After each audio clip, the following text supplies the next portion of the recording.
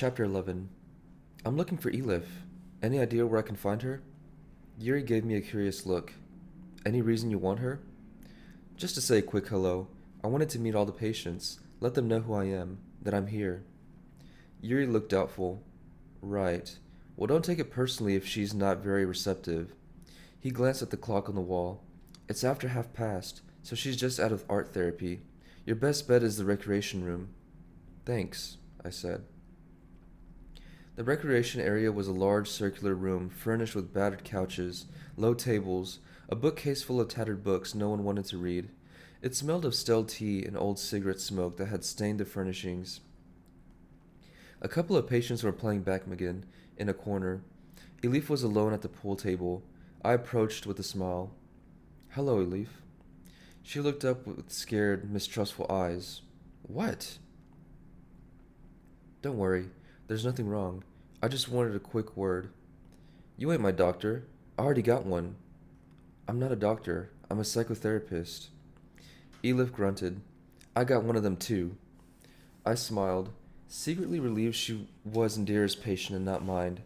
Up close, Elif was even more intimidating.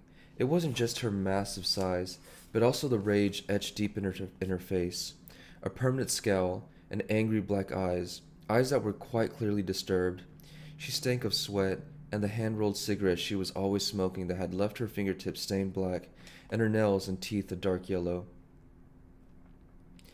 I just wanted to ask you a couple of questions, if that's okay, about Alicia.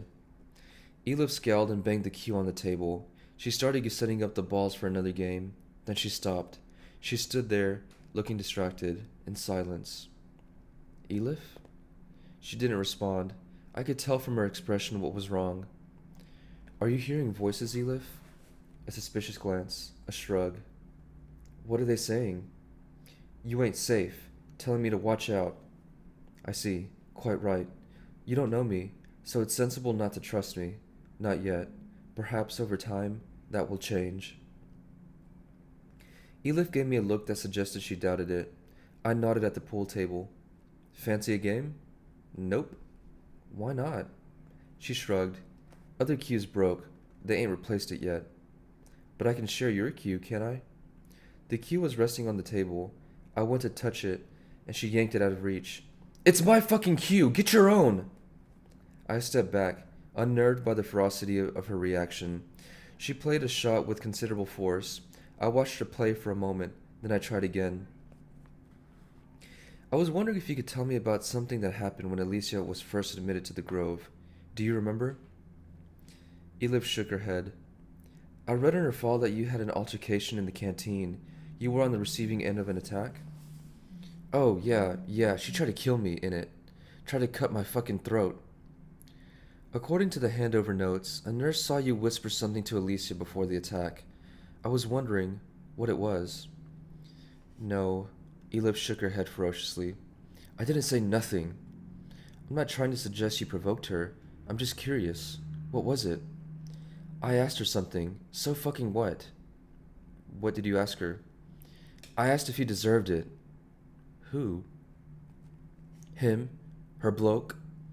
Elif smiled, although it wasn't really a smile, more of a misshapen grimace. You mean her husband? I hesitated, unsure if I understood. You asked Alicia if her husband deserved to be killed? Elif nodded and played a shot. And I asked what he looked like when she shot him and his skull was broke and his brains all spilled out. Elif laughed. I felt a sudden wave of disgust, similar of the feelings I imagined Elif had provoked in Alicia. Elif made you feel repulsion and hatred.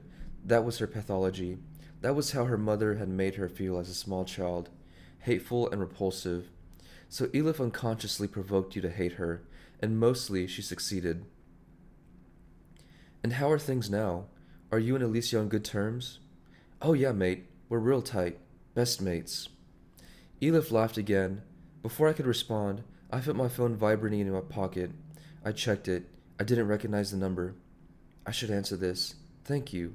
You've been very helpful. Elif muttered something unintelligible and went back to her game. I walked into the corridor and answered the phone. Hello? Is this Theo Faber? Speaking. Who's this? Max Berenson here, returning your call. Oh, yes, hi. Thanks for calling me back. I was wondering if we could have a conversation about Alicia. Why?